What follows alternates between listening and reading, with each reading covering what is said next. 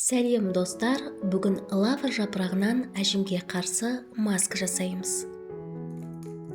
5 түйір лавр жапырағына 150 мг су құйып, баяу отта 10 минут қайнатамыз. Лавр жапырағы теріні қалпына келтіретін және антиоксиданттық әсері бар.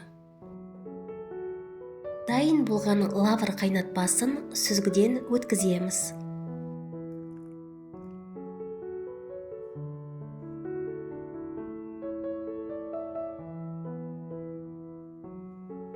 Ыдысқа бір ас қасық жүгері крахмалын саламыз. Үстіне лавр тұнбасын құйып, жақсылап араластырамыз.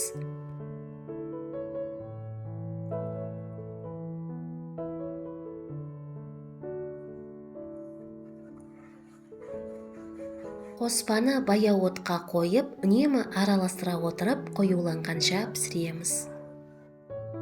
Жүгері крахмалы тіндердің тыныс алу процесін реттейді, сонымен қатар әртүрлі тереңдіктегі әжімдерді тегістейді. Жарты шай қасық кокос майын қосамыз. Кокос майы теріні нәрлендіріп ылғалдандырады және майда әжімдерді тегістейді, сонымен қатар эпидермистің жағдайын жақсартады. Бір капсула Е витаминін қосамыз.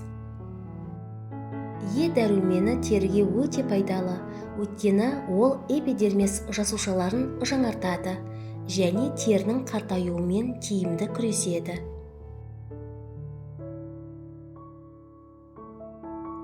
Дайын болған масканы шыны ыдысқа құйып, тоңазытқышта 10 күнге дейін сақтаймыз.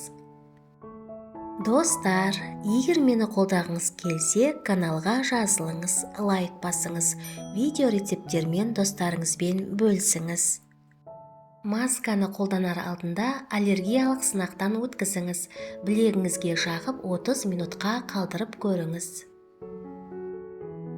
Масканы аптасына 3 рет бетіңізге, мойныңызға және декольте терісіне жағып 30 минутқа қалдырамыз. Кейін қалған масканы жылы сумен жуамыз. Сізге денсаулық, жастық және сұлулық тілеймін. Келесі кездескенше.